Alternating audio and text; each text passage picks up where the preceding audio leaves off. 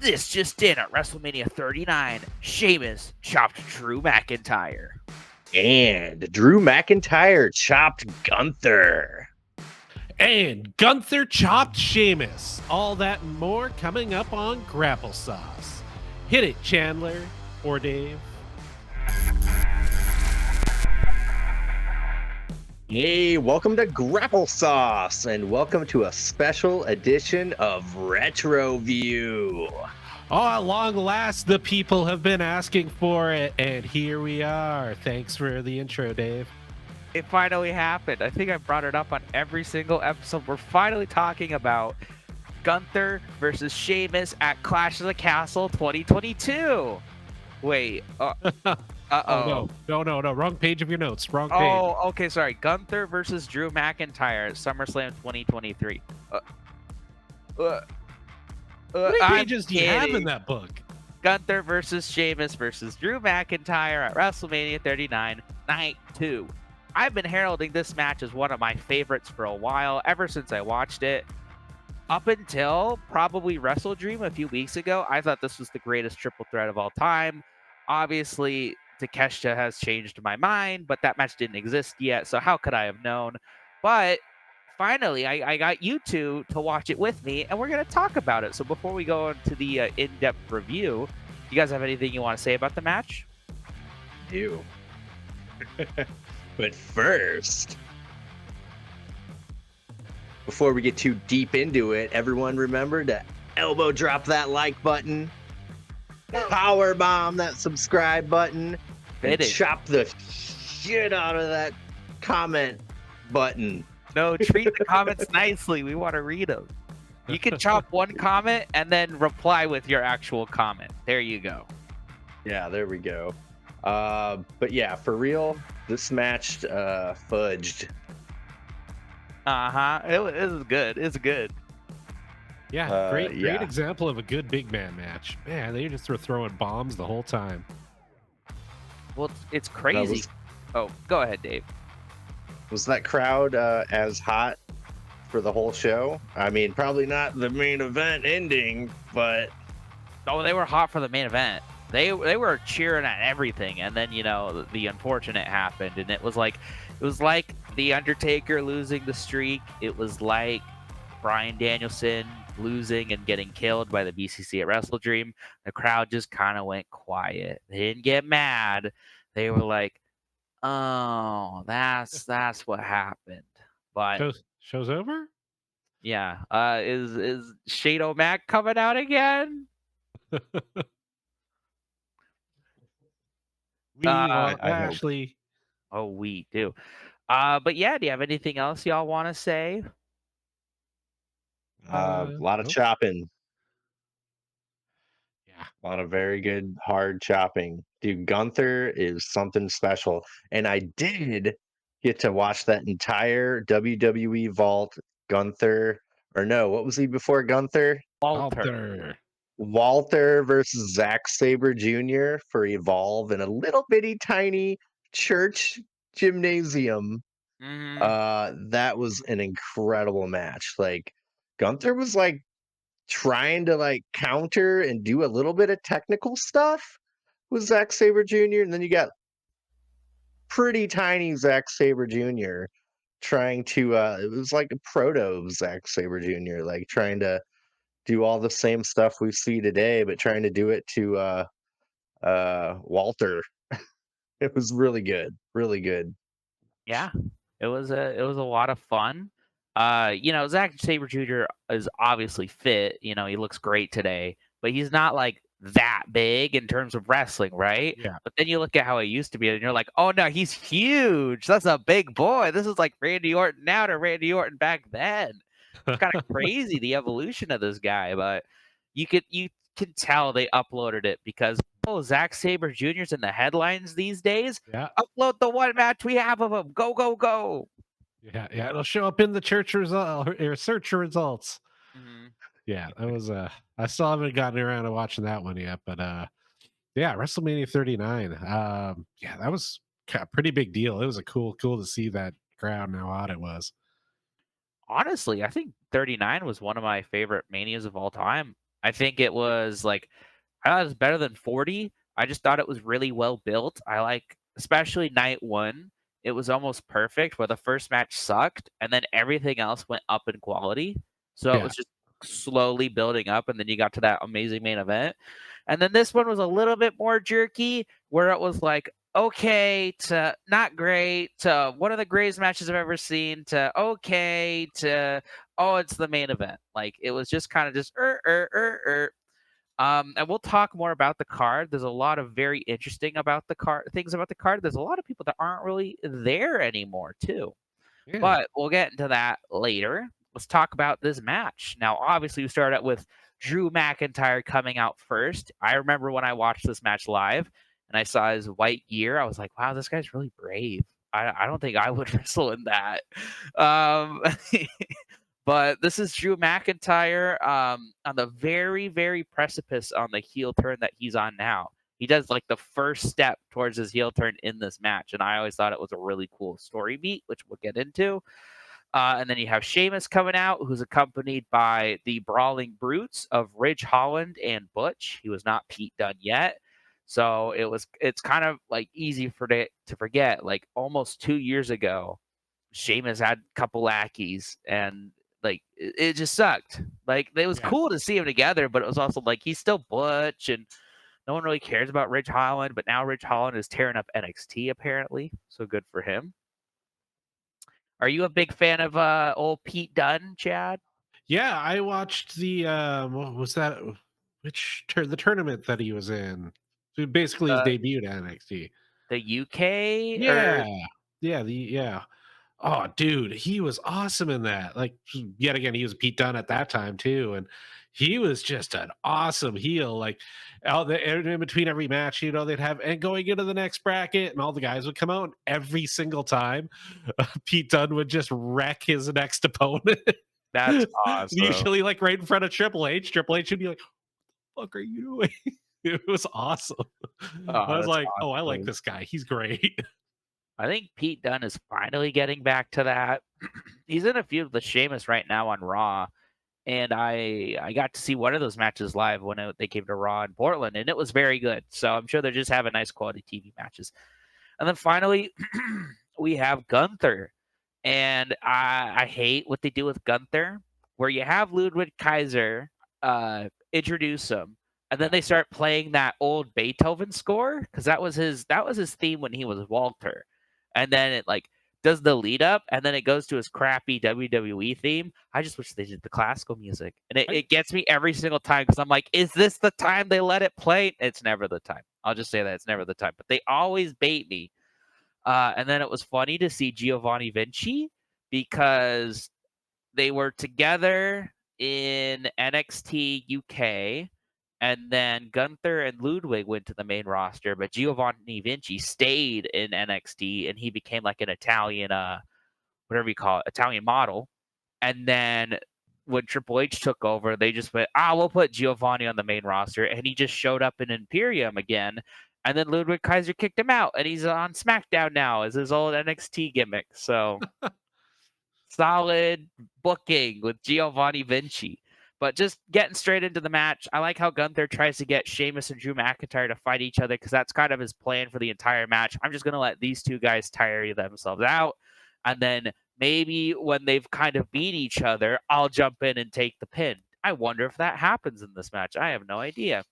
But Drew McIntyre starts off immediately with a vicious claymore to Gunther, gets him out of the ring. And then Sheamus and Drew McIntyre start fighting each other. They just go for chops. This is one of those few chop battles that you have in WWE. So I always feel like it's a lot more special when I see it. Like, 'cause you see so many of them in AEW, and unless it's someone like really good or like crazy, it just kind of all feels the same. But you're like, oh crap, this is just three big guys. Two of them are former world champions. One of them is a future world champ, and they're just beating the shit out of each other in the middle of the ring. This is awesome. And then you move on. I loved this is probably the most controversial bit about the match, and I want to know your guys' thoughts before we go too far.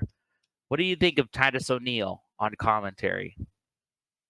you know, uh if it was anything but that one match, I don't think I would have cared for it, but his perspective being an athletic big man, I kind of enjoyed it because he was like, "Oh no, I don't." Especially like when McIntyre did the wee Mhm. later in the match, and he's like, "Oh, I ain't never doing that." Like, Yeah. he made me smile. I don't think I like anything beyond that match. I don't think I could have really taken it, but I thought it was a cool addition for that one match. Yeah. Dave, what do you think? I have no idea who he is or anything about him. I've heard the name. What's a little backstory? Why is it controversial? So, okay, I'll give you the backstory on this. I'll give you the whole backstory on Titus O'Neil. He started and he came up in a tag team that was called Primetime Players. It was not that good, but they won the tag team championships at least once. Um, and then they kind of just drifted apart. They'd have like little mini pushes for Titus here and there because he was on the roster. And like Titus O'Neil is like one of the nicest guys out there. Like he does all these sorts of charities. Like he's an ambassador of WWE now simply because he's really nice and handles himself well in front of a camera. And then it was Daniel Bryan's retirement in 2016, and Vince McMahon and Stephanie McMahon were walking up the ramp, and like there's video footage of it where Titus kind of like grabs Vince like this and like pulls him like not that hard, but pulls him to get out of the way because he was like trying to be honorable and let Stephanie McMahon go up. And that resulted in like a 90-day suspension for Titus O'Neil. And some people were mad because they were like, should he have grabbed you? Probably not. But at the end of the day, like he had good intentions. He wasn't just trying to be a dick. So why would you punish him at all? Like, and then apparently there was reports about Vince wanting to fire him. So that's like people had to like Stephanie McMahon had to talk him down from that. So he had this big suspension. I think he had to pay a fine. People got really upset. And so now he's basically got a job for life because of that, because WWE was kind of like, not WWE, at least Vince was really awful to him. And it is smart to keep him around because he's a good hand. I think they just, like, he doesn't do much. I think they just put him on this match to put him on this match. And I feel like whenever I watch reviews about this match, half of the people are like, oh, he was awesome. And the other half of the people go, oh, it took away from the match and it was really distracting. I love Titus O'Neil like Chad for this match. I think it was perfect because it added like a bit of a comedic value to this pretty hard hitting match where they're chopping each other, they're hitting all these big moves, and as soon as like Gunther starts chopping people, he just goes, "Call the police! If he hits me like that, just call the police. I ain't having that." I find that funny because he's such a big dude, and for him to be so scared of Gunther and like what these men are putting themselves through, to me it adds to the match and it makes me laugh. And then you can never forget his contribution to the greatest Royal Rumble. Oh my god, I completely forgot about that. Have you ever heard of Titus World Slide? So the No. greatest Royal Rumble was the first ever Saudi Arabia pay-per-view they did in 2018, and it was a 50-man Royal Rumble, right? And so it comes out, Titus is coming out, he's number 30 something or whatever, and he slides, like he trips, and he perfectly slides under the ring. Yeah, perfect baseball slide. Just Yeah. boop. Just like you could not recreate it. You Yeah. could not recreate it if you tried. It's And amazing. and apparently a gorilla position, like Vince McMahon was just laughing his ass off and just like, do another replay, do it. And, like there must have been like a dozen replays of that during the next few minutes, just because probably because Vince McMahon was just howling. So yeah, that is undoubtedly Titus's biggest claim to fame is Titus World Slide incident. I But yeah, love it. Well, as far as him on commentary, it didn't take anything away from me. I liked his perspective, being a wrestler and being a big man. And he had been in the ring with Drew and Sheamus, yeah. but not. I remember he mentioning never Gunther. When Yeah, he was. I think Gunther, he was retired from in ring by then. yeah, I don't know exactly when Titus retired, but it had to be around 2019, 2020, and that's when Gunther was still in NXT UK. So not even NXT. So So yeah, that was a great perspective having him there and being like, yeah, I know exactly what Drew McIntyre and Sheamus bring to the table. So that was, yeah, it was very uh very intuitive, insightful. I enjoyed it, and he was funny. Oh yeah, I loved Titus in this match. He's not my favorite part, but like aside from the three guys in ring, he's my fourth favorite part about this. Anyways, back to it. They're just kind of fighting each other. Gunther starts finally chopping people. This is where I was like, oh my gosh, Gunther's crazy. Because you got to remember, this is Gunther's first WrestleMania match. That's kind of crazy for how much of a presence he has and how I've heard nothing but praise about him for years. To think he didn't get his first WrestleMania match until last year, it's kind of crazy. But here he is, and he's in the ring with two former WWE champions, and then uh, basically Gunther knees Sheamus, like he basically slams his back onto his knee and then puts him into a Boston Crab. And then Drew McIntyre comes up and kicks Gunther right in the face. And he's like, I don't care. I'm going to hold this Boston Crab in. And he just cinches it in further. And then he starts punching Gunther. And then he's like, okay, I guess I'll drop the hold. My bad.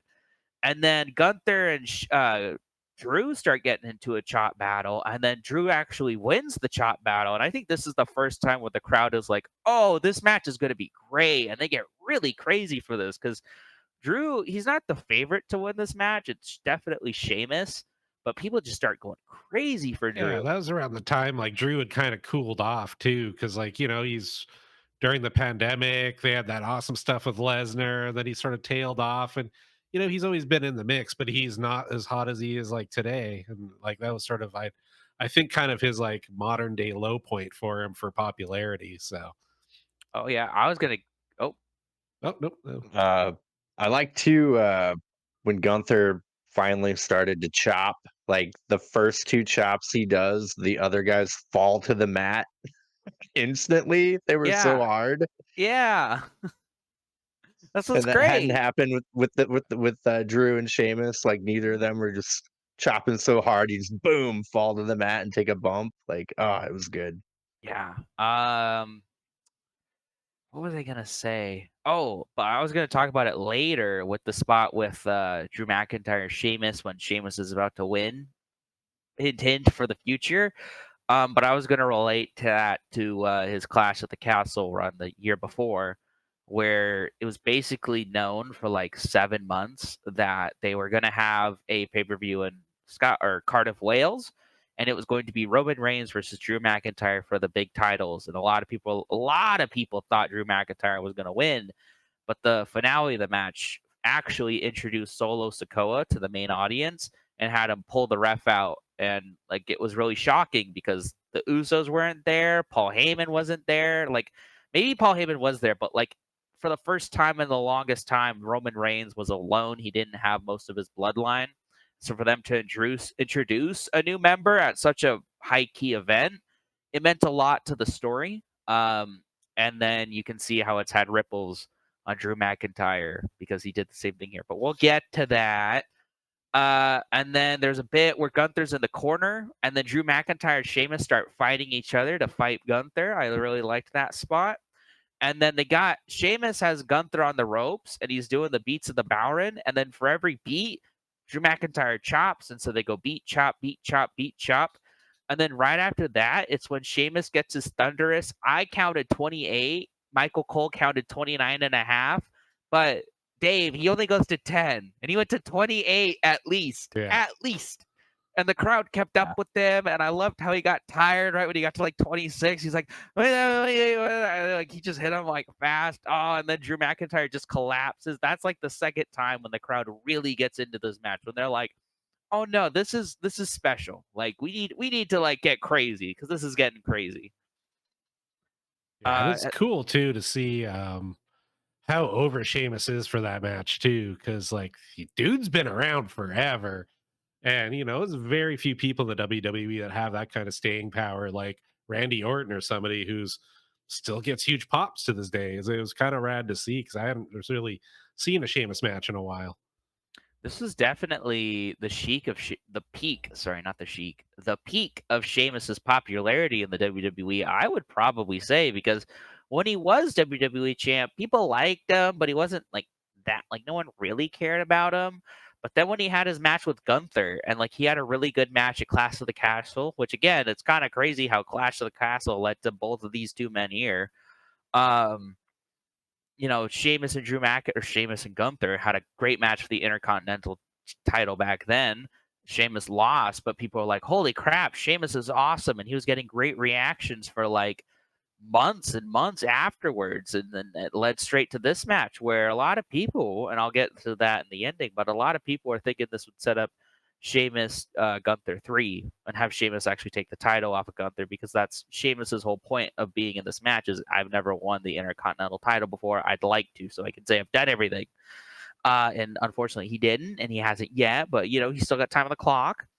But essentially back into this match, Gunther sneaks in after the Thunder's 28 beats of the Bowron, and then he hits a few Germans, and then he hits a big lariat on Sheamus, which Sheamus gets out, and then he like kind of summons him for a few seconds, and then hits a bigger lariat, and Sheamus kicks out. And then all of a sudden, Drew McIntyre comes in. He belly to bellies Sheamus into Gunther into the corner, and then Gunther takes a future shock. But then Gunther ducks a Claymore and hits, as I always like to say, an Okada-esque drop kick. Beautiful. Very good. And then Sheamus or Gunther goes for the cover with a big power bomb, but isn't able to capitalize. Drew McIntyre kicks out, and then Sheamus gets back in. I really like how like quickly they all switch out. It is kind of a typical WWE triple threat where it's two guys fight each other, then they swap out for another guy. But it's probably the best example of it ever being done, because the matches that those guys have are all good. Like they're all really interesting, and it like keeps them fresh. And then we have Sheamus hitting a top rope white noise, and then he hits a Celtic cross, but Gunther kicks out of all of that. He's just built different. Sheamus puts Gunther into the clover leaf, but then Drew McIntyre gets him into a little bit of a sleeper to get him out. But then Sheamus knees both Drew and Gunther, and then Sheamus hits a huge brogue kick onto poor Gunther, and it looks like he has the match won. He wastes too much time, though. He does. He could have got that pin like 3 seconds earlier. He's hurt. Look at his chest. He He's was hurt. he was crowing to the crowd, man, wasting time. Fighting spirit, but it ran out. Look, that was a Will Ospreay, okay?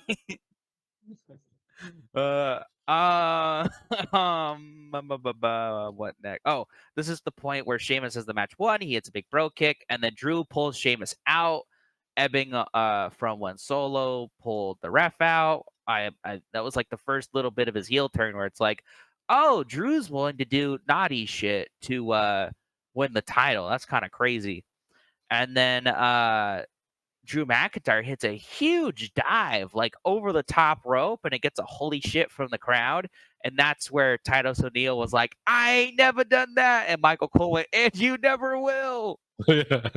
So this is when Michael Cole, like, there's bits where they're just giggling like children, because they're like, oh, this is stupid. Like, we shouldn't be giggling because they're hurting each other, but this is amazing. And then Drew McIntyre, he keeps teasing the Claymore, but Sheamus caught him off again, hits him with a big old brogue kick. And then they did a quick exchange of Sheamus hitting a Glasgow kick, Drew hitting a Glasgow kiss, Sheamus hitting a knee, and then Drew hit a Claymore. This is the point of the match where every single near fall I did believe when I was watching it live, because you're just like, holy, like big move after big move. This has to end at some point. And for me, the action between Drew and Sheamus gets really intense, and it's perfect because you forget about Gunther, right? Boom. And then I loved how Sheamus and Drew just start clobbering each other, and they're so tired, they're putting their arms on each other, and they're oh, I love it so much. It was good. It was real good. And then Sheamus finally gets one more brogue kick. You think he's got it won. 1, 2. Oh no, it's a flying Gunther. One of my favorite things. And that was shot so perfectly because the camera did the classic cheat over. So all of a sudden he's just into the frame. Yeah, it's like the not to quote the Wrestle Dream match, but the Wrestle Dream match where if you watch it live, there's a bit where I can't remember, but like Takeshita hits Ospreay, and then Osprey gets back and he hits Takeshita with a big move, like a splash or something, and then like Osprey like lays down because he just hit Takeshita with a huge move, and Takeshita's down, and then out from the corner of the screen, Ricochet hits a 450 onto Osprey. So it's like that little bit where it's like, oh, we had this big match. Oh my gosh, here comes Gunther. And then I love these bits of the match because it's like Gunther's tired of wrestling and he's like, okay, I'm just gonna win now. All right, sounds good. Because he just goes in, power bombs Sheamus onto Drew McIntyre, then power bombs Drew McIntyre and wins. And I love his post match celebration because Gunther's supposed to be all regal and tough and noble, but he's like, yeah, yeah, like he's proud of himself. Yeah, And I'm like, yeah, you you should. should be. That was a really hard fought match. And then I only have a couple more notes before we get to your guys' opinions, but commentary gave this match a standing ovation after the match. And then apparently the best part of this match we didn't get to see because after Gunther, he celebrates, poses with his title, walks up the ramp, cameras cut to an ad because this is like deep in the Peacock era of PLEs. And apparently Sheamus and Drew McIntyre have like an emotional embrace and like they raise each other's hands and like good fight. They shake hands and everything. And like I think Brian Alvarez was there and he watched it live and he was like, if they showed it, it would have been a WrestleMania moment like for the ages.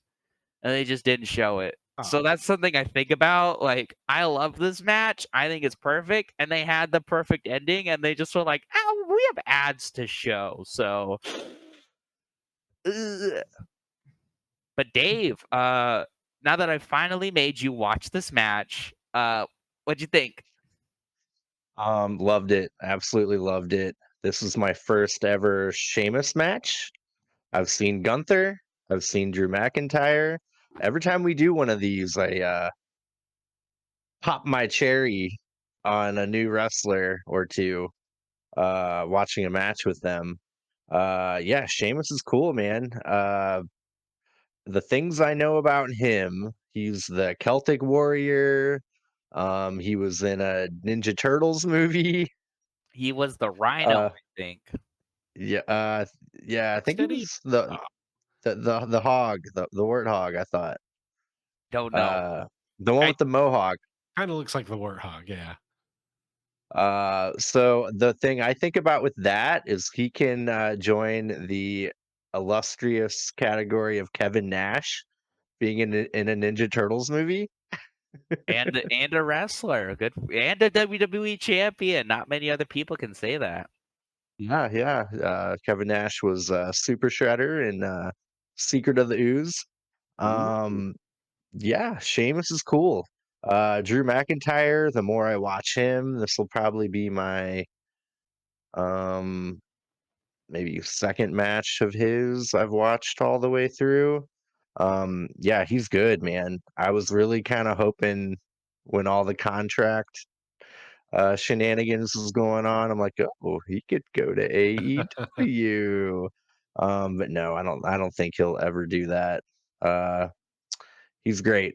And Gunther, you're starting to convert me.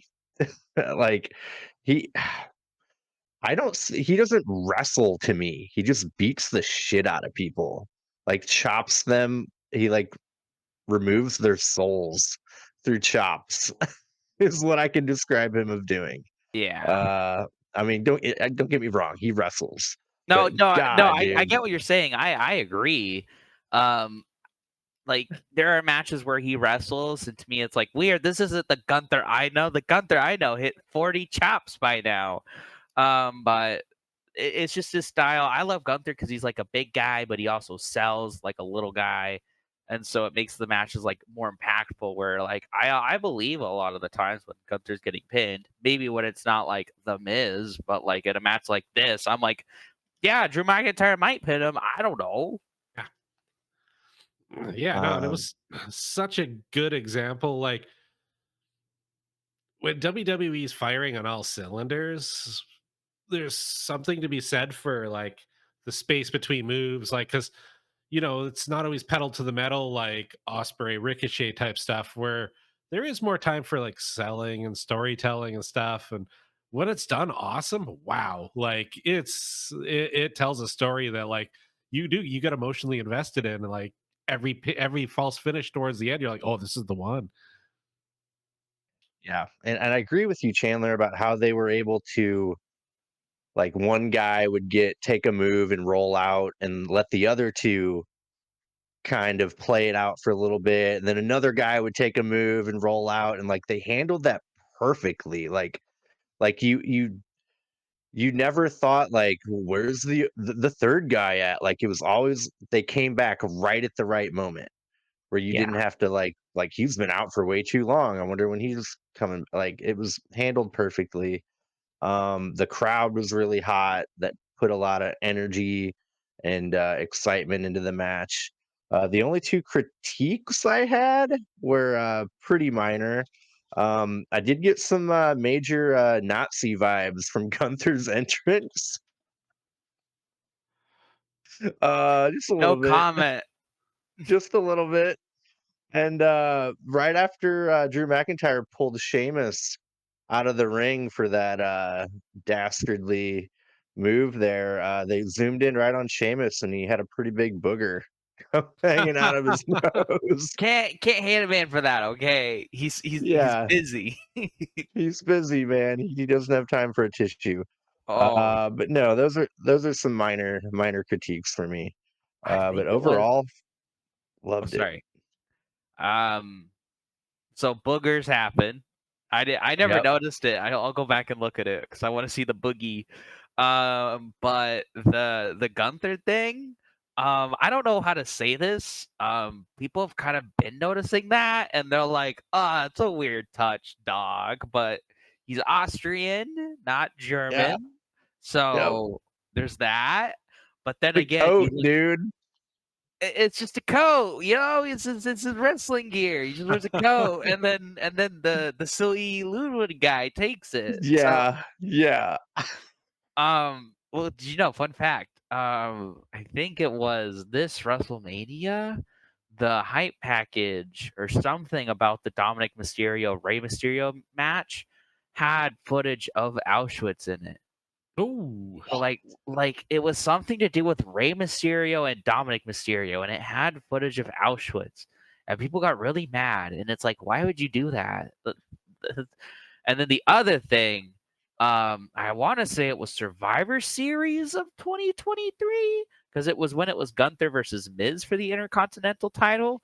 Um, he had an entrance and it was in a stadium, and you know how we've talked about how they sometimes do the 3D graphics, like I think Drew McIntyre had a big sword for this yeah. one. Gunther had very long red flags that came from the like sides, and it had like a black Imperium logo at the bottom. So it wasn't the symbol that we're all thinking, but it wasn't too far off. it's it's in the same ballpark. So I just want to bring that up. Say like people have noticed Yeah. it. I choose to just go, it's not they're not doing Theater. that. They're It's not doing theater. they're not that dumb. If I'm correct, I remember when they were wanting to change his name to Gunther, and that was like a literal like member of the Nazi Yeah. party, right? Or Yeah, something like it was like the first and last name when he had a full name for a minute, and it was yeah, the exact same name as like some dude that drove a tank or something. Like, dude, yeah. So anyway, like So this if match they is can sponsored by Mike's Harder Lemonade. dude wipes. Wait, no, that's 40. yeah, but yeah, anyway, maybe they could ditch that kind of stuff. Yeah, yeah, it would be nice. But yeah, But he was great. it is hard to remember that this match actually has a sponsorship because it like doesn't matter. You're not like again, I can't think of Jimmy versus Jay without thinking of dude wipes. And I think a lot of people are like that because the match sucks and the product placement was egregious. But this match was fantastic and you just couldn't really tell that it was product placement. But Yeah, where was the Tower of Prime energy drinks? Oh, it was gone, that hideous eyesore. Ugh. Um, but yeah, so I wanted to talk a little bit more about the whole of WrestleMania 39. Just kind of do a quick rundown and like be like, oh, this person's gone. Oh, Dave, what do you think of this silly match? Blah blah blah. But anything else you guys want to say about the match before we move on? Oh, thanks for picking that one. I th- I think I skipped 39 because I did not remember this, and I like kind of blipped through some of the matches that day. I'm like, I think I skipped 39. I do not remember much of this, so I might take a swing around, at least watch night one. Well, I'll talk about these matches and I'll give you because I remember this one pretty well because I really liked this WrestleMania. Um, I'll tell you just kind of how these matches are and like what I thought of them at the time because I think very highly of this Mania. I think it might be my favorite, honestly. I just like if I had to like guess right now without really thinking, it might be my favorite. I'm a big fan of it. But Dave, anything else you want to say? No, again, thank you for picking it. Really enjoyed it. I got to be exposed to Sheamus, another great Gunther match, and my boy Drew.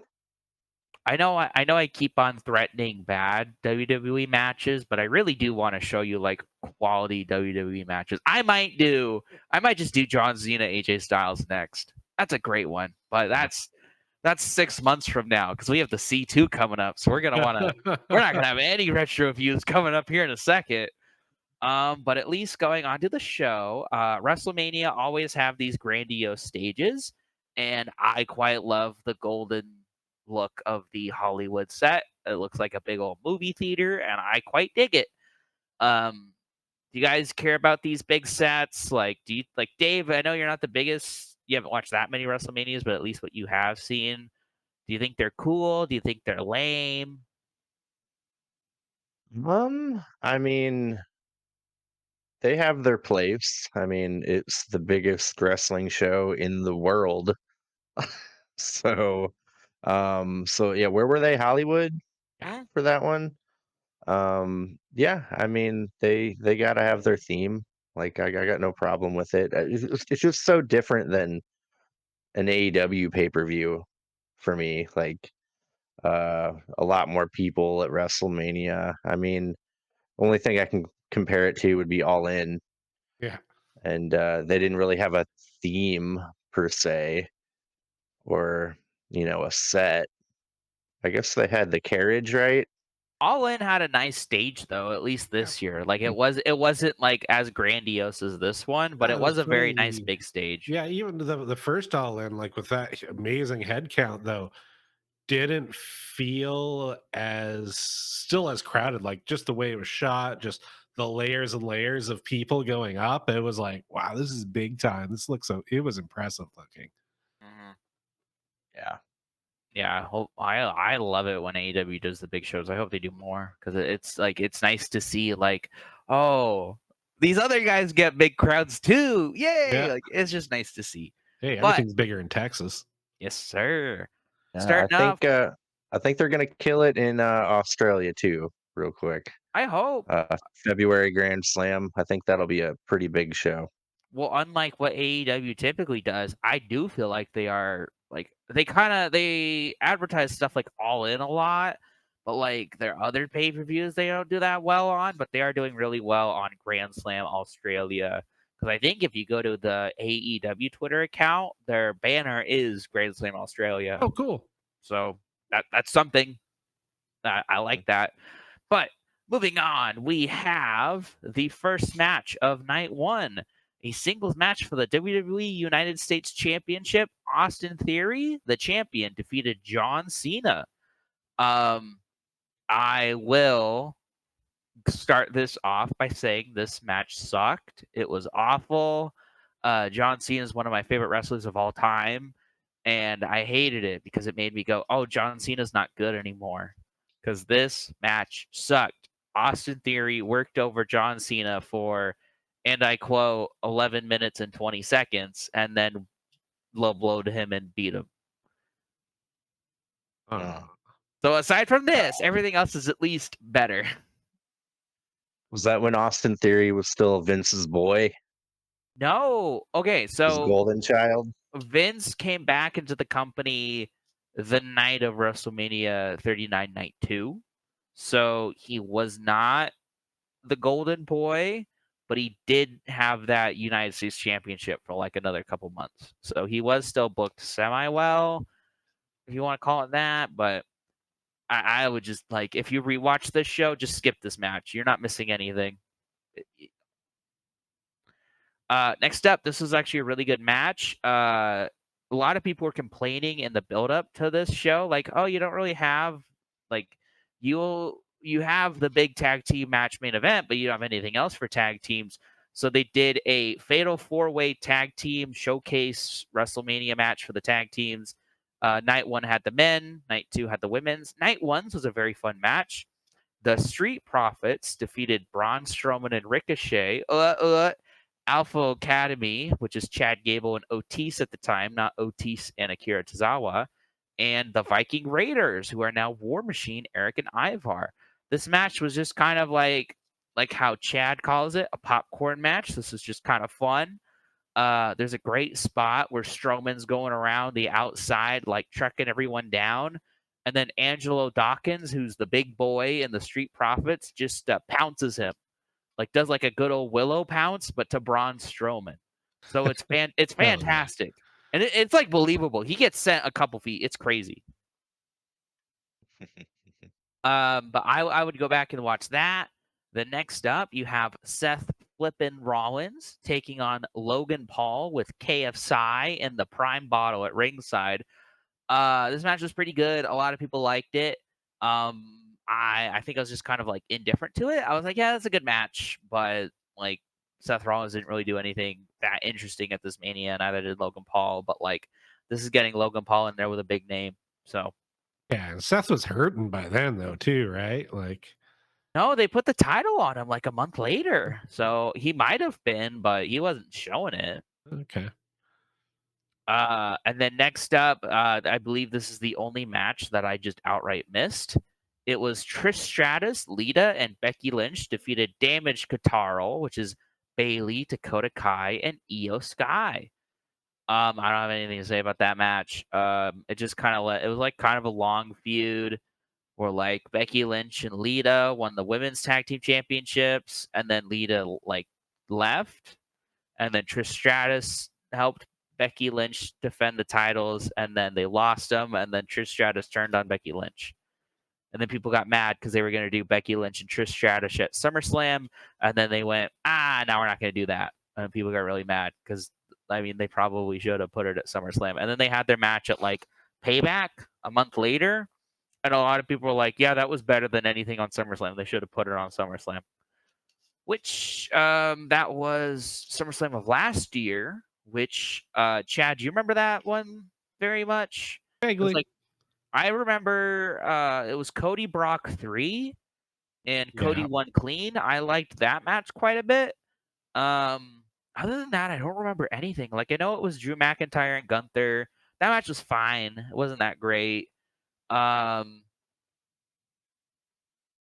Reigns and Jey Uso, which I Yeah. think I fell asleep for, so I just never watched it.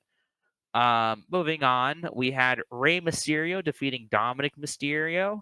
This is the one where it's been like the family feud. Rey has been like, I don't care what Dom does, I'm never gonna hit him. And then finally, he's like, all right, I'm gonna beat my son up at Mania. And Dominic came out in like a cop guard because he just got arrested in kayfabe. And then Rey Mysterio come out and he had a little funny dancing cinnamon toast crunch guy accompany him to the ring.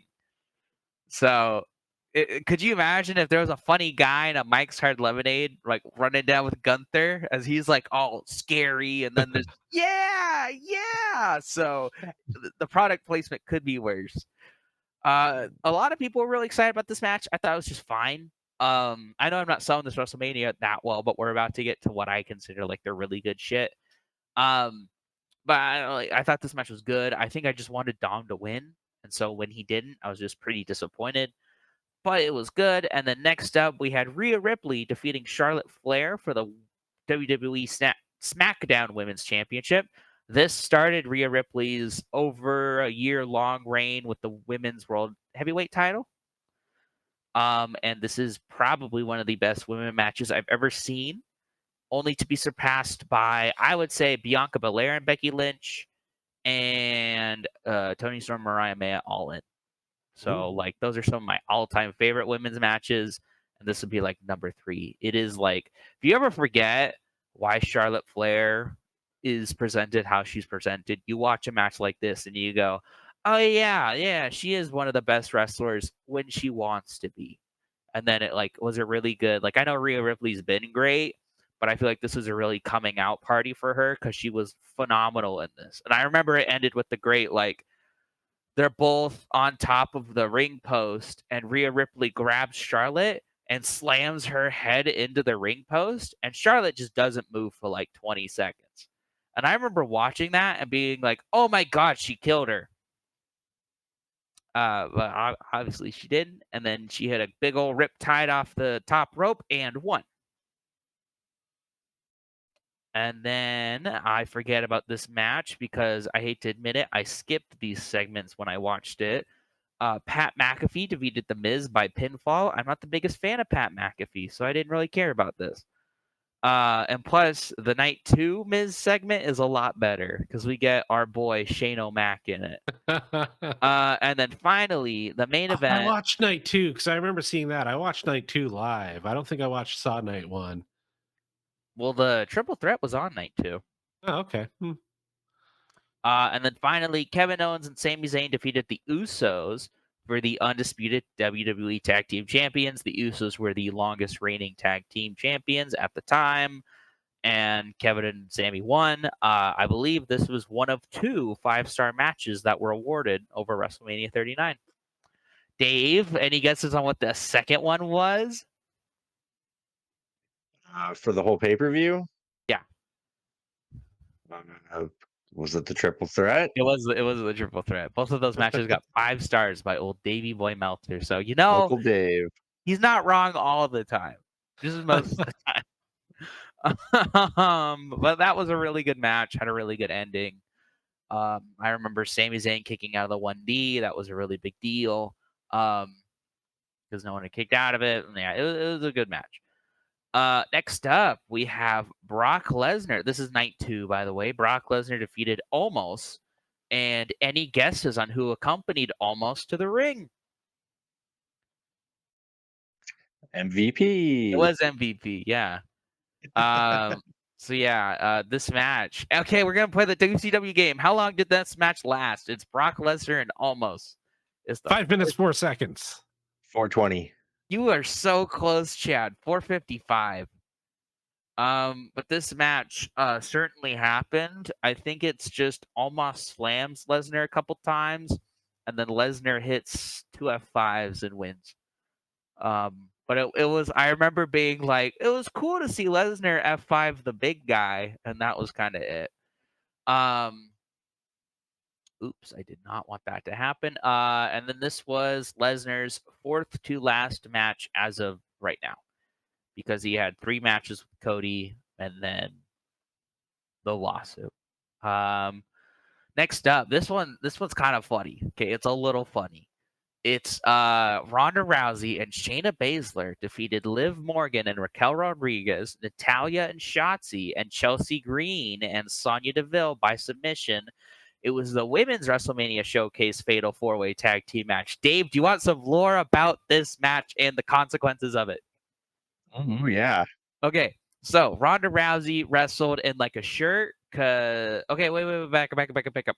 So, like, Ronda Rousey was the women's champ for SmackDown up until like October, and then Charlotte Flair came back and said, "I want your title," and just beat her on SmackDown, right? So Charlotte Flair's the champ. Ronda's not doing much for a couple months, and then flash forward to Mania, they just do this tag team match, and people are like, "Oh, Ronda and Shayna are gonna win," and like the underlying guess is like, "Oh, they're doing these matches to make number 1 contenders." And so that makes sense to have Ronda Rousey and Shayna Baszler be the number 1 contenders for your women's tag team championships. And then Ronda Rousey doesn't do anything except for the submission at the end, and that's because she was injured at the time. And so Ronda Rousey is gone for like a month or so because she's injured, and so they don't do anything after this big win. And then I can't remember who the women's tag team champions where at this point I want to say it was like Damage Control or Liv Morgan and Raquel Rodriguez, but essentially they were like, we'll do Ronda Rousey and Shayna Baszler versus the women tag team champions in like May, like a month or so later, and then they win. And so now Ronda and Shayna are the women's tag team champions, and a lot of people are like, wow, those are real life friends. Ronda Rousey's a big star. Shayna Baszler's great. This will be they're going to turn around the women's world tag team champions, right? Dave, they're going to totally turn around the women's tag team champions. And then the first defense they have, I believe it was Money in the Bank 2023. Shayna turns on Ronda mid match and beats her up. And so I think Liv Morgan just pins her and wins. So they already, like, after a week, they lose the women's tag team championship. And then that leads to Shayna Baszler versus Ronda Rousey at SummerSlam. And a lot of people said that was the worst match in WWE last year because they tried to do fake MMA. And it just, yeah, that's another match from SummerSlam where they were like, oh, we'll do Ronda Rousey and Shayna Baszler. And it was like 3 minutes and everyone hated it. But not the 20-minute classic between Becky Lynch and Trish Stratus. Like, why would we do that? So yeah, that's the quick lore of one little throwaway tag team match at WrestleMania, and then that was Ronda Rousey's last match, and she did the little bit for Ring of Honor, and that was it. Yeah. Lots of lore from one match. And then obviously we have the Gunther defeating Drew McIntyre and Sheamus by pinfall in the triple threat. And then we have Bianca Belair, who was the WWE Raw Women's Champion, defeating Asuka by pinfall. I was quite disappointed in that match and the finale because I really wanted Asuka to win, but she didn't. But Bianca Belair was great. And then Snoop Dogg defeated The Miz by pinfall. But Dave, can you help me remember who was supposed to be in this match and why didn't he? Oh, I think you got an idea. Shane O'Mac, baby. He tore out his quad or something.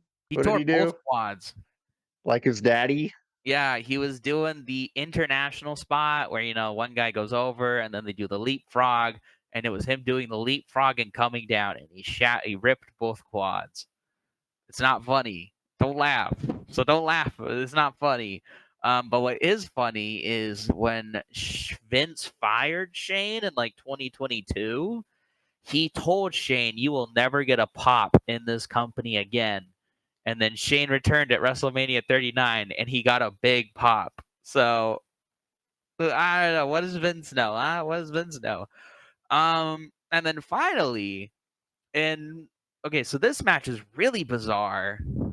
Edge defeated the Demon Finn Balor by pinfall in Hell in a Cell.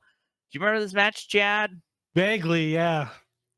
I liked this match, but it had the wrong winner because Edge was leaving this company by August. Yeah.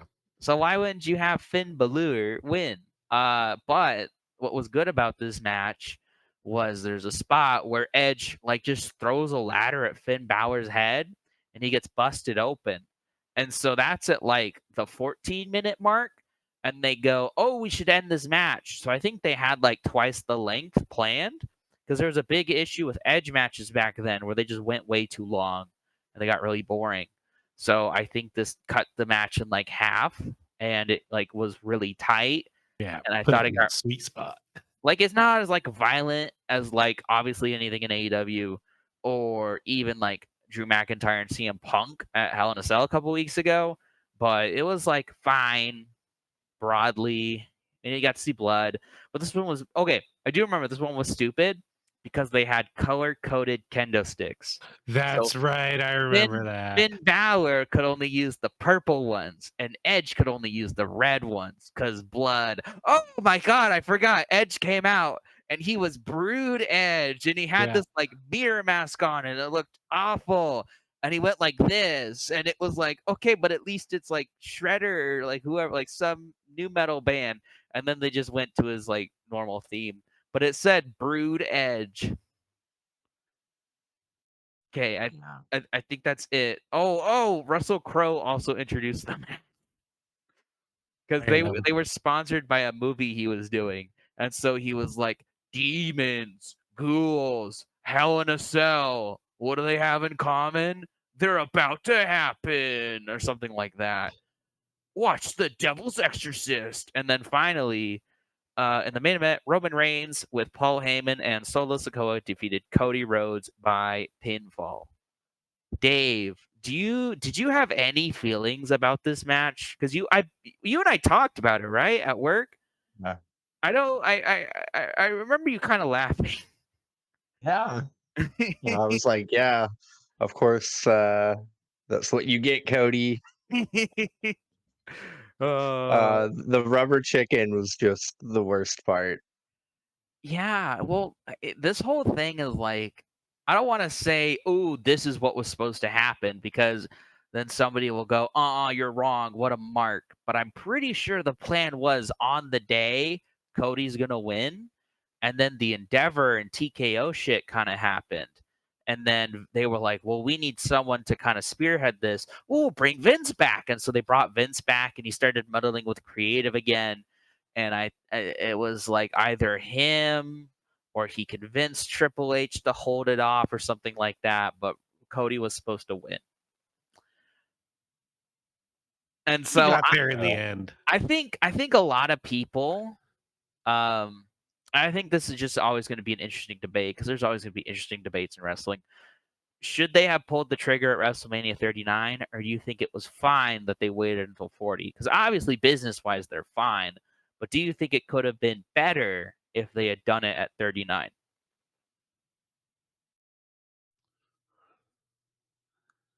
That's a tough call. I think it would have been better. 39? Yep. I mean, the build was pretty hot, but I was also pretty satisfied with 40. But that was just because it was just a weird, goofy, overbooked mess. I think I just enjoyed that. I thought it was fun, but Yeah. I think it would have been way more satisfying if it happened at 39 because, like, the story beats like leading up to it, kind of. I think, grand scheme of things, would have been very satisfying. I think the reason why I just enjoyed that the 40 match so much was just like that last 5 minutes was just weird and insane. Yeah. But like I think it would have had a bigger emotional impact if it had happened at 39 because then after that it was just like fantasy booking your way. Then all that stuff with The Rock happened. Then it's like whoa. But yeah, no, I think 39. If he'd had it, it would have been like that. There would have been like genuine tears. Like I think it would have been a lot more emotionally impactful. Was it like whoa or was it like whoa? It was like, whoa. I think there's always going to be a part of me because I was there, not there live, but I was watching live both 39 and 40. I think there's always going to be a part of me that wishes it happened at 39 just because I was like so disappointed. And like it felt like all the signs were there for Cody to win. And there's something to be said about Cody like overcoming all the odds in that purest, simplest babyface way and just beating the bloodline. And it happened the night after Kevin and Sammy, took the belts off of the Usos. There's something to be said about that. Um, and unfortunately, like the year of Roman Reigns that we had after that wasn't that good No. because I think he just straight up. Okay, so that's a lie. He went to Night of Champions, and then he went to Money in the Bank, and then he went to SummerSlam, right? Because it was the tag team championships of him and Solo versus Sami Zayn and Kevin Owens, and then it was him and Solo versus the Usos, and then it was him versus Jay, which the matches beforehand and the storyline of that were good, but it wasn't him defending his championship. I remember being really mad about Night of Champions because it happened on his 1,000th day as champion. And I was like, how do you not have him defend his title on day 1,000? Like, how, you True. idiots? I was so mad. And then he fought LA Knight at Crown Jewel, and I'm the only man alive who liked that match. And then it's the Fatal 4-Way at Royal Rumble, which I was really excited about, and it was kind of stinky. And then Mania, where he lost it. But like, I don't know. It's hard to tell. But I'm still fine with what we got. Cody got there in the end, and that's what matters. Yeah. Yeah. Yeah. But yeah, that kind of wraps up WrestleMania 39. And especially our review. Um, Chad, did you think about your next pick for I, retro view? I do, but Dave also threw a good pitch out there about the new promotion, so Oh that might be yeah. on the table too. I think Dave asked, and we're all interested. We're going to review both nights of Maple Leaf Pro Wrestling, and that'll be next week's non-Dynamite recording. And then after that, we'll do Chad's retro view. Do Yeah. you want to tease your retro view, or do you want to hold it Yeah. off? Ooh, It involves Dirty Dom's non-biological father. I want to do an Eddie Guerrero match. I was gonna say, you want to do a Rey Mysterio match? Because Oh, well played. that'll be good. I think I've only seen like one Eddie Guerrero match. I think that's criminal. I should probably watch more. But Yeah. You watched the Halloween Havoc match with oh yeah, that was Ray. great. I'm good. I'm good. I watched that match. That match was really good. Cool. Yeah, I'm looking really forward to Maple Leaf. I heard a lot of great things about the production value.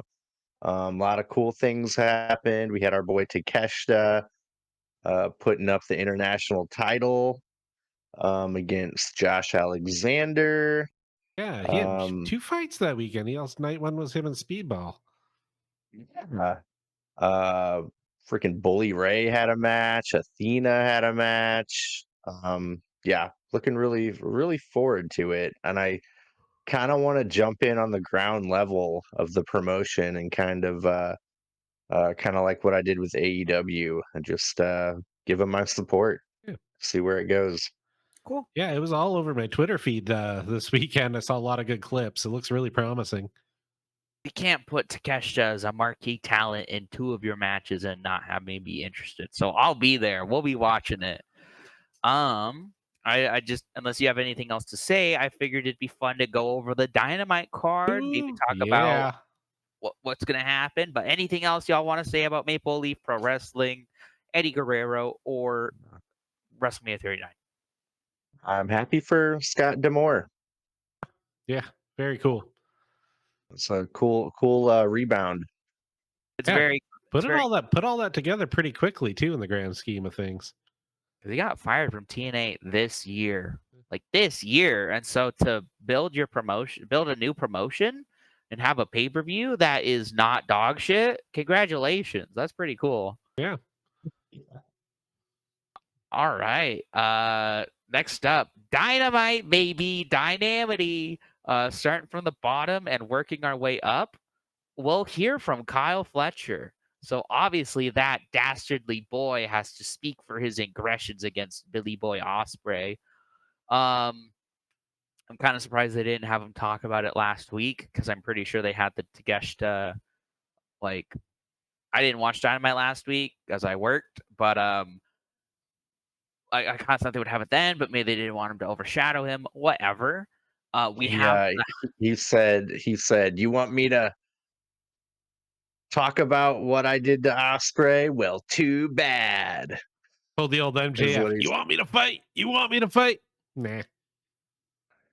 well, if he's getting reactions, it's working, right? Yeah. Yeah. Next up, we have the House of Black in action. Ooh, who are they going to squash this week? Well, obviously in action, the new hot stable coming out of AEW. I got nothing. Oh, way to get me uninterested in Dynamite. Sammy Guevara versus Shelton Benjamin. That is not a slight on Shelton Benjamin. I saw the clips of him and Leo Rush. He looks great. But I'm sure this means a lot to Sammy Guevara, so good for him. He just got cleared to come back from his concussion. Guevara? Yeah. Hasn't he been back? Like, he wrestled Ricochet a couple weeks ago. Did he have I another think that concussion? Yeah, like right after that, Yeah, it was on Rampage. Oh, Yeah, I didn't know he had another yeah, concussion. he got carted out and been gone for a couple weeks. Damn, I didn't know that. Serpentico. That sucks. Next up, we have a trios match. Daniel Garcia and Private Party. I kind of like them as a trios. That's an interesting idea. Versus Jack Perry and the Youngest Bucks. And you don't even know the story implications of that either. Daniel Garcia and Private Party. Yeah, man, they're teaming up to go having war against the BCC, and the Young Bucks watched the BCC just destroy team after wrestler after team, and the Young Bucks were just like on the ramp, like shocked, and then Daniel Garcia confronted them in the back, like, "What? This is your company. Aren't you going to do anything? Aren't you going to do anything about this?" And they just ignored him. And Private Yeah, Party walked up, and Garcia's like, "I got your back. You got my back." And they're like, "Yeah." So they're yeah. gonna be Called them complacent and weak. yeah, That's dude. cool. Dude, that was a great Fallout episode. Like, maybe you should watch me and Chad's review. A Ooh. quick a quick condensed uh cliff notes. I'll check it out. I'll check it out. I did see the clips of like Okada being like, so that is funny, but like it's kind of what I said, right? We're gonna get there. Elite and AEW teaming up against the BCC. We're so Yep. close. My theory is so Jack Perry came out when the Bucks and Okada were on the ramp, and they're like, oh, like looking shocked, and he's like, "All right, guys, let's go in the back. Like, come on, come on." I think Jack Perry is gonna turn on the Elite and join the BCC. Way to make the BCC uninteresting. That's not Yeah. a bad. Well, That's not a then they bad don't have pitch. to ride around on the back of a truck anymore. They can all get on the bus. Oh, I like this. That's not a bad pitch, and maybe that kind of sends the Bucks and Okada into like, oh, we really got to stop this. We're losing numbers, and like they could just beat us up and take over. I could see that being good. It's just my general dislike of Jack Perry, where I'm like, This takes us back to Moxley calling Perry a nice young boy or whatever, a nice young man. sweet kid. Remember? He's a sweet kid, brother. A sweet kid on the way out to the ring or whatever he was doing. It's all coming back. Tony Khan should rehire CM Punk. That's all I'm saying. The joke. And then Yeah. finally, the main event, the one thing that I'm most excited for, Mark Briscoe versus Chris Jericho in a Ring of Honor World Championship ladder war. Ladder War battle match? No, I think that's only for gauntlets. This is just a battle match. Hey, It's a battle no, match. anything could be a battle match. Is this where Jericho gets the Ring of Honor World title for the Yep. second time? Uh-huh. No. Yep, No. it I is. refuse. But Ugh. then he can go away. He can go away. He's not going to. Did he go away the last time he won that title? Exactly. No. Exactly. Yeah. Yep, he's totally winning, and he's not going anywhere.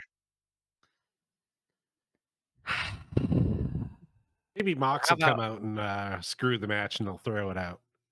Yeah. Ooh, okay. Yeah, the Maybe. main event. That sounds plausible, Chad. That's not completely unheard of. Yeah, the VCC is like NWOing it up for sure, like breaking up matches and just DQing them and beating the shit out of people in the back and in the ring. I'm getting 1996 vibes, dude. It's feeling pretty nostalgic. I will give Tony Khan credit. I criticize him quite a bit, but I think this BCC story is not only very interesting, but has some good legs to it. And it's one of those like rare angles where whoever comes out on top, if they do it right, could be like a star. Yeah.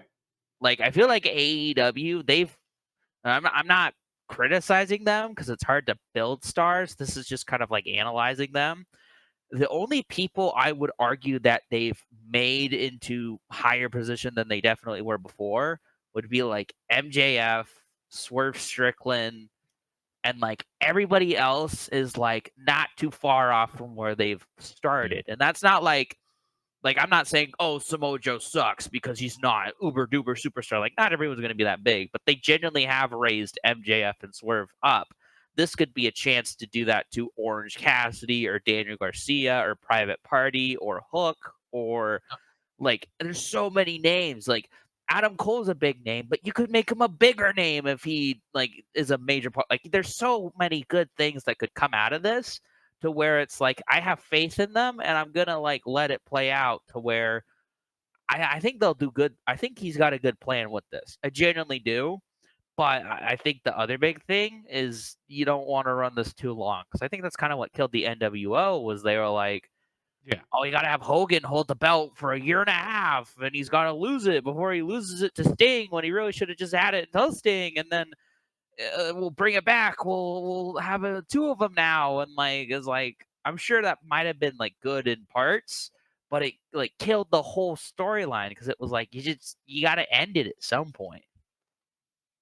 Yeah, I mean the NWO went for like 2.5 years, and then it fizzled out. And then they had NWO 2000. Do you guys know anything about that? No. I've heard of it. I've heard of it before, but I have no idea. It was Scott Steiner, Bret Hart, Hall, Nash, and Jeff Jarrett. Double J, baby. Their NWO logo was in like silver chrome instead of white. I kind of liked it. Dude, I've been trying to find one of those shirts for a while, and I can't. Not on pro wrestling tees or anything like that. Nope. But yeah, yeah. I mean, yeah. All they got to, I think they can make this last like 8, 9 months at the most. I was thinking you have Darby beat Moxley at Revolution. I know I've said that That's, before, but I think I'd rather have Orange Cassidy beat him.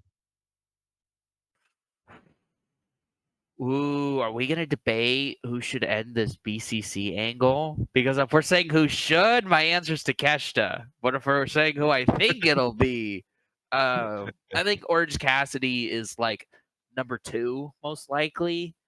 Yeah, And he'll like have a match, but barely, like almost win. I think if I'm Booker Man Tony Khan and I'm booking out Moxley's opponents at least for pay-per-views, I'm saying OC at Full Gear because you could just say OC beat him at last Full Gear. I would say Samoa Joe at World's End, and so Ooh, you parody how Samoa Joe won it, where he choked out MJF. You have wouldn't that be crazy if John Moxley choked out Joe? And then yeah. you have I would throw in a couple more, maybe like a Jericho, like and I'm not trying to say that to be mean to Jericho, but like, oh my god, he just killed Jericho. Like that kind of Oh, means something. I'd love to see Adam Cole. Maybe I want to I could see see that match. if they do like a Winter is Coming or New Year's Dynamite, I could see Adam Cole being it. Like, what big names will you have before Revolution? And then I think Darby makes sense at Revolution because I would argue, we may not know AEW's first biggest pay per view. It's probably All In, but I think Revolution's their second most Yeah. important pay per view. So, and it apes off of Sting's retirement this year, and I feel like it would be right and not too long. But if there's like if they obviously tell a better story, then they might have something else. I think they should keep the Hurt Syndicate mostly away from the BCC A storyline. Like maybe if they could figure out a way to just barely intermingle it, but I don't think Bobby Lashley and Moxley should be anywhere near each other for this whole duration. I would agree. That's probably how they're going to keep a lot of like big names out of this. Like, and this is like, I know we have all these nice big signings, but we're going to want to start building some people who have been here since day one or don't have a name. So that's why Like Osprey's busy with the Don Callis family. Swerve The is going to be Omega. busy with Bobby Lashley. I can't believe you just said his name and forgot him. And then Kenny Omega, that's always just kind of a question mark. A lot of people are saying Kenny Omega is one of the few people to stick it to Mox, and that could be the case, but like I think this is all about building younger stars. Yeah. And I hate to say it, if you have Kenny Omega going in there up against Mox, I wouldn't have Mox Yeah, beat he'll him. shadow people. I love Kenny. I love him. I want another AEW World Championship for him too. I just don't think he should be Mox. I think he should be. And frankly, anything he's involved with he's going to outshine them. Like, no fault of his own, but he's just such a cool personality. It's just like, oh, it's Kenny. Oh, there's like 4 other people there. Oh, there are. It's like even in that awful Dragon Street fight, Kenny Omega was still in the match. So there were still some good parts about that match because I could still watch Kenny Omega wrestle, right? So even in one of my least favorite matches I've ever seen, there's still some good parts in it because there's an all-time wrestler in there. So we're coming up to almost a year and a half of your AEW journey, right? Just a year. I think we Just a passed year? it like a week or so ago. In October, so technically, wasn't it Forbidden Door 2023? Yes, technically that was the first thing I watched, but at least in terms of like reviewing, Dynamites. Yeah. I'm I'm gonna going. count. I'm gonna count going back to Forbidden Door as your beginning of your journey. Then it would Almost a be year and a half. yeah, it would be a year and a half. You haven't had like Omega's been gone a good chunk of that, right? Yeah, I got to see him for a bit, you know. That was like he was beat up and hurt. I mean, the golden, what were they? Him and Jericho, what were they Golden called? I don't Jet. want to talk about it. Golden Jets. 3 Winnipeg boys, baby. Chris Jericho, Kenny Omega, and Chad. And Don Callis. Oh, is he from Uh, Winnipeg? Yep. Oh. Yeah, well, actual relative of Kenny's. so Ooh. you didn't get to see the coolest Kenny Omega shit. Like, unfortunately, I cannot wait for him to be back for you to like see what you should have seen. I've gone back and watched some matches. I know there's a lot that I haven't that I should watch, but I've gone back and watched some. I watched like a supercut of his like year-long title reign where he was the belt collector. That was pretty sick. So Yeah. like I know enough and at least have seen enough from him where I'm like, yeah, this guy's great. Like Kenny Omega's last match was against Ethan Page, and I was like, yeah, it was still a great match. But Yeah. I did find out our Grapple Sauce debut as a 3-man booth. It was the October Year ago 25th today. Dynamite. It was the 21st. No, 21st was the 2-man booth, mine and yours. Oh, Fred. yeah. Yeah, remember Yeah. where I was like, I don't know if they're gonna do it, and then that you just uploaded a video, and I was like, ah, shit, they're serious. Yeah. Yep. Yeah, we are, damn it. Yeah. Coming up on our year anniversary. Thank you everyone who's Yeah. watched our videos and cared about what we have to say. This is fun, man. Wrestling is a really cool thing, and I'm privileged to be able to talk about it with my 2 buddies. Oh, Oh, thanks, Uncle Dave. yeah. It's been cool, man. I can't believe we made it a whole year, and hopefully we'll keep doing it for years to come. We're Yeah, coming yeah. for you, Meltzer. Your days are Yeah, numbered. It'll be my star rankings that'll matter. They won't be biased at all. It'll be like every Cody, Gunther, Takeshita, Tony Storm match, 5 stars. Will Ospreay match, -2 stars. Just wasn't that good. Wasn't that impressive. Tony Storm lost her CMLL debut. I think what she's doing is she's going around to like she just had a big stint in Stardom, and she's wrestling, and then she's going for the title and losing, and then she did CMLL. I don't know. You just said she lost her debut, but I know she wrestled for a title, so that's unfortunate. But I think they're Putting telling a everybody story. over. Yeah, the story is she keeps going in trying to get titles, and she's losing, and she's wandering out of these arenas kind of like in a daze. Ah, So I've been keeping track of this Tony Storm story. Not like I've been watching all the matches, but I have been keeping track of it. And I cannot wait for her to come back. Oh, I swear every single time there's like a little bit of a lull on a Mariah May segment, I'm like, this is where Tony comes back, right? Like, especially at Wrestle Dream, I was like, come on, Tony, come on. I didn't think it would happen, but I was really hoping. she won't be back until the end of the Mina Shirakawa Mariah match. Yeah. I don't know when that's going to happen, but yeah. But yeah, can't wait for her to come back.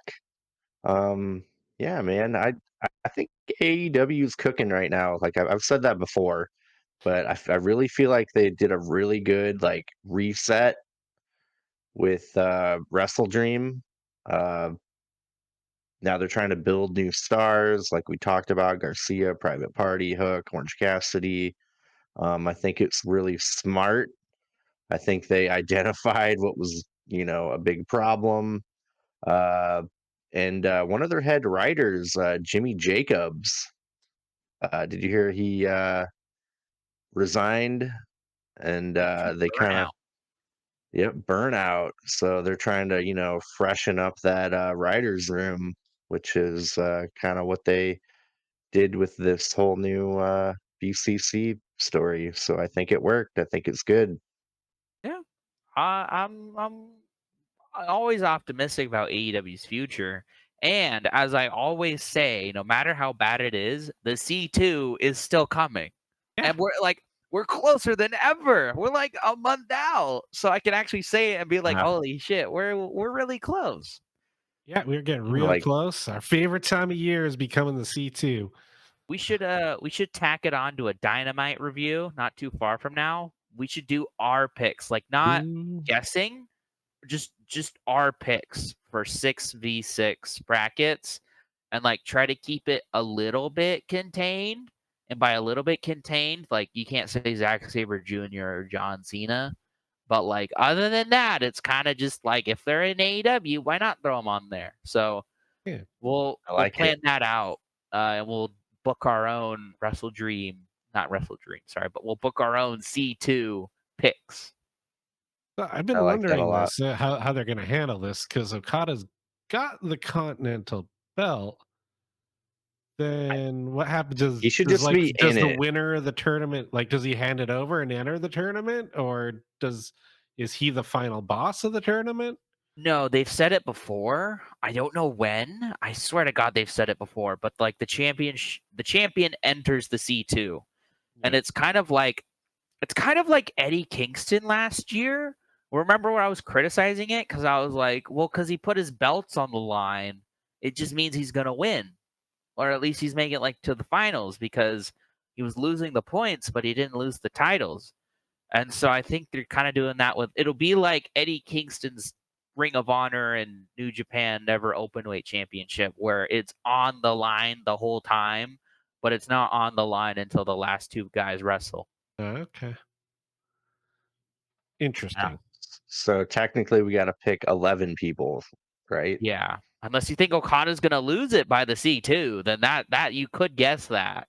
Yeah. But I'll spoil my first entrant into the C2. It is Okada. I will be putting Okada in the C2. And I think even if he didn't have the Continental title, I would put Okada in the C2. Yeah. They better put Jeff Jarrett in that tournament. That'd be a good pick. He's Yeah. super over.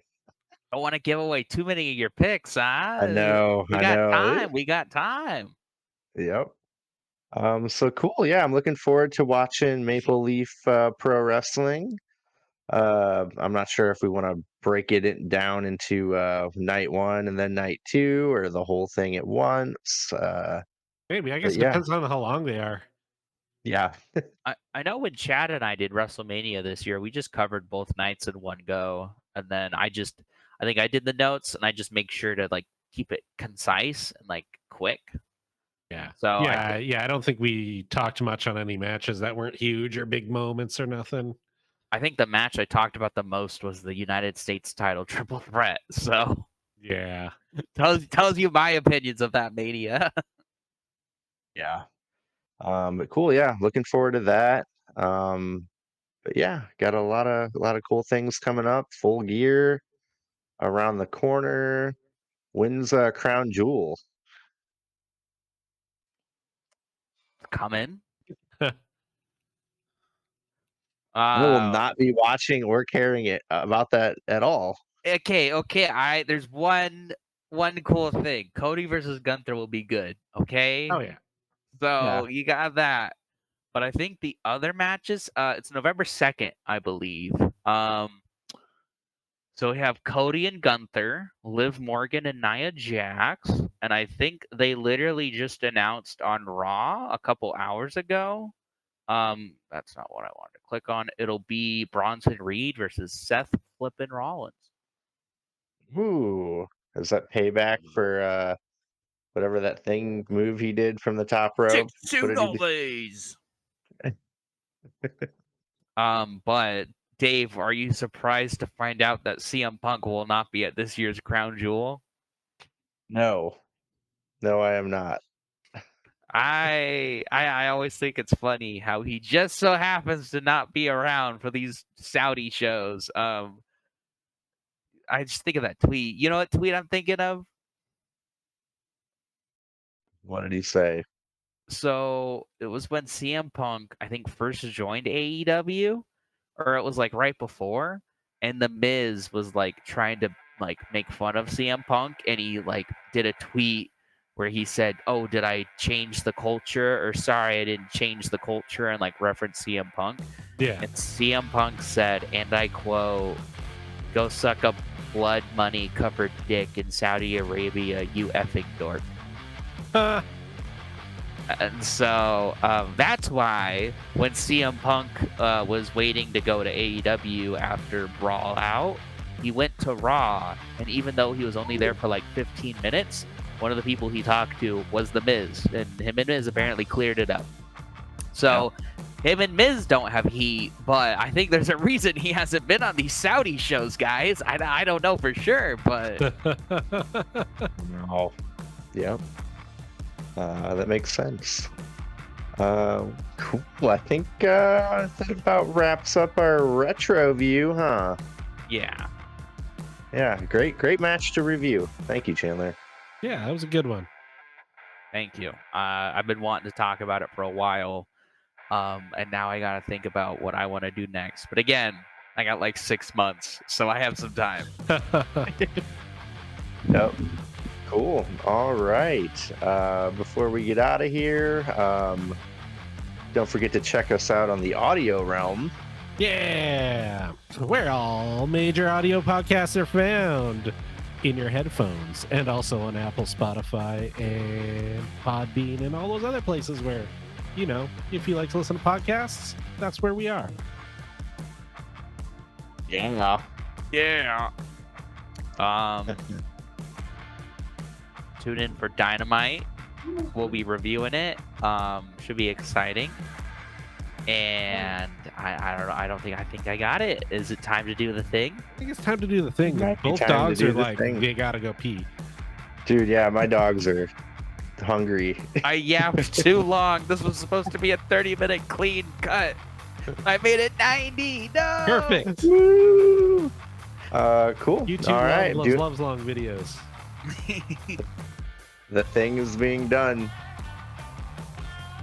Bye. Peace. Bye-bye.